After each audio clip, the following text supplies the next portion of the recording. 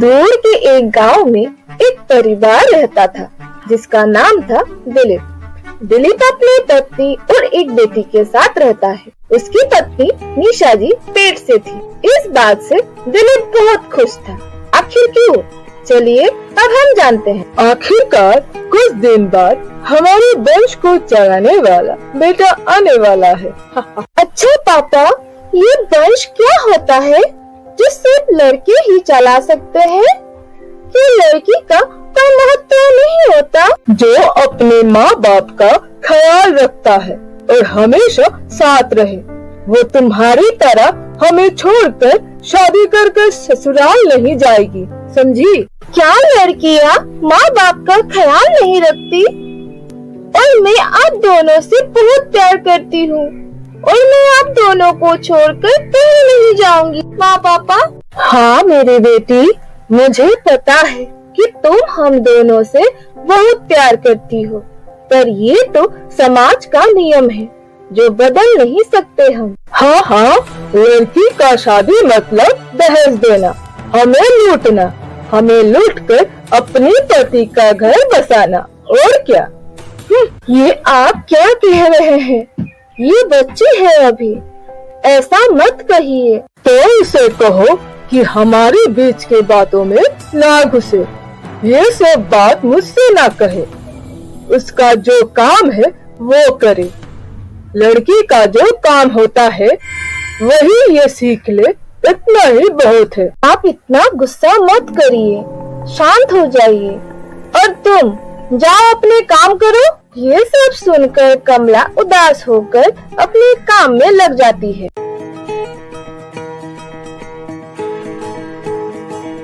कमला, अपने माँ को खाना दिया है कि नहीं तुमने? नहीं पापा, मैं कुछ देर बाद देने वाली ही थी। इतना देर कैसे हो गया? तुम अपने भाई को प्यार नहीं करती या अपने माँ का तबीयत बिगाड़ना चाहती हो जो इतने देर से खाना दे रही हो?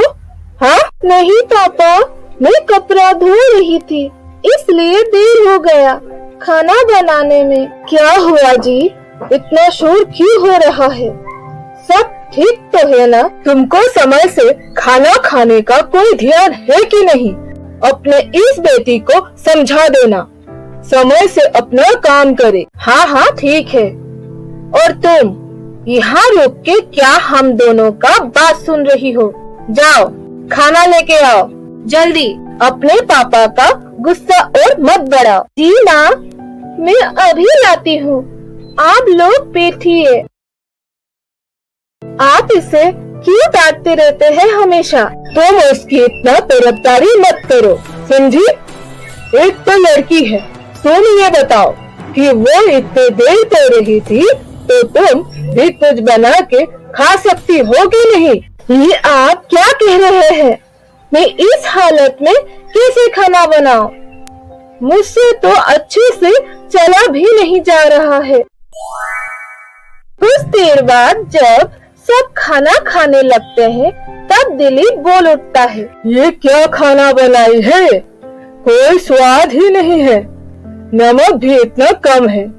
यही खाना बनाना सिखाई हो तुमने? हाँ, अपने बेटी को? मैंने हमेशा इसे अच्छे से खाना बनाने का वक्त बोलता था, ध्यान दे। पता नहीं कहाँ ध्यान लेती है इसकी। ये सब मुझे मत कहो, ऐसे ही करोगी तो इसके ससुराल वाले हमें ही बात सुनाएगी आगे जाके। नहीं पापा, मुझे माफ कर दीजिए आप लोग। मैं आपसे अच्छे से खाना बनाऊंगी और आप सबको शिकायत का कोई मौका नहीं दूंगी। अगर आप सबको मेरी कहानियाँ अच्छा लगे तो लाइक शेयर कमेंट करना ना भूले। और अगर आपने मेरी पहली कहानियाँ नहीं देखे हैं जरूर जाके देख लीजिए, क्योंकि आगे की नई कहानियाँ भी बहुत मजेदार होने वाली है। कमला दुखी होकर अकेला खाना खाने लगती है। फिर कुछ दिन बाद दिलीप के घर एक बेटा होता है जिससे वो इतना खुश होता है कि पूरे घर में जोर से शोर मचाने लगता है। तभी पड़ोस के घर में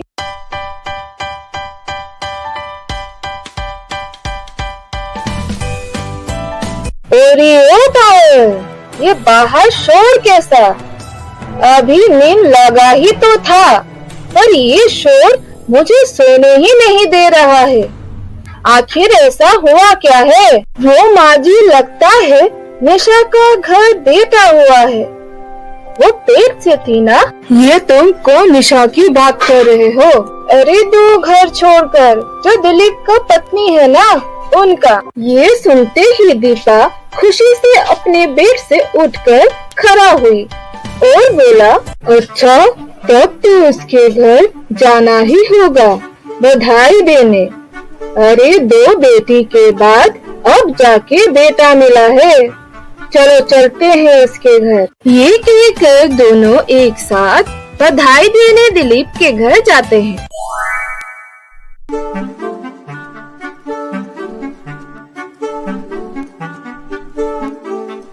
बधाई हो भैया, आखिरकार तुम्हारे वंश को चलाने के लिए बेटा आ ही गया। हाँ भाभी, भगवान के घर देर है पर अंधेर नहीं। अरे ओ कमला, कमला अपने काकी को भीतर लेके जाओ। कमला तू तो बहुत बड़ी हो गई है, समय कितना जल्दी बीत जाता है ना, पता ही नहीं चलता। हाँ बड़ी हो गई है, अब इसका भी शादी करके अपने ससुराल भेज दूंगी, तभी शांति मिलेगी। ऐसे भी वो दो तो मर गए, नहीं तो वो दोनों भी मेरे सर पर बोझ हो जाती। दिलीप ऐसा कह रहा था जैसे मानो एक बेटी भी संभालने में उसे कितना कष्ट हो रहा था। उस दिन दिलीप ने पूरे गांव में खुशी से लड्डू बंटवाए। देर रात तक उसके घर पर जश्न के माहौल रहा।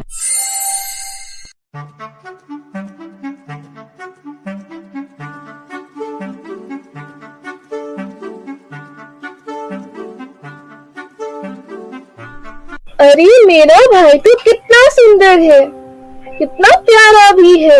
हम अब से एक साथ हमेशा खेलेंगे। हाँ हाँ क्यों नहीं, तुम दोनों भाई बहन हमेशा साथ रहकर एक दूसरे का ख्याल रखना। हाँ माँ, मैं हमेशा मेरे भाई का ख्याल रखूंगी।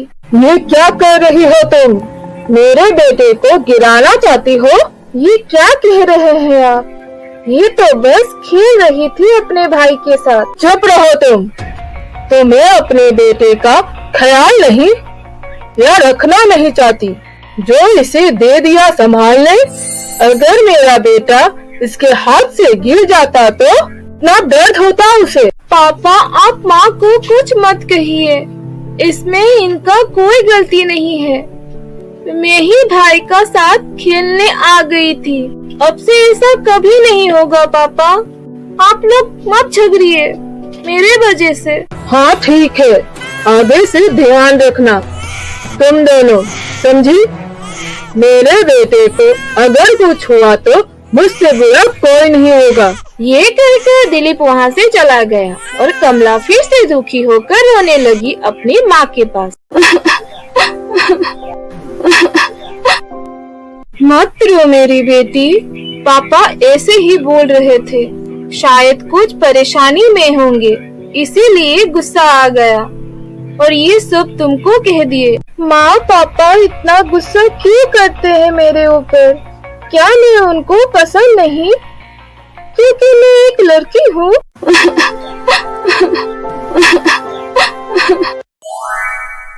तो दोस्तों, क्या ये कमला के साथ जो हो रहा था ये सही है या कमला के सवाल जो मन में आया है इसका कोई जवाब होगा किसी के पास?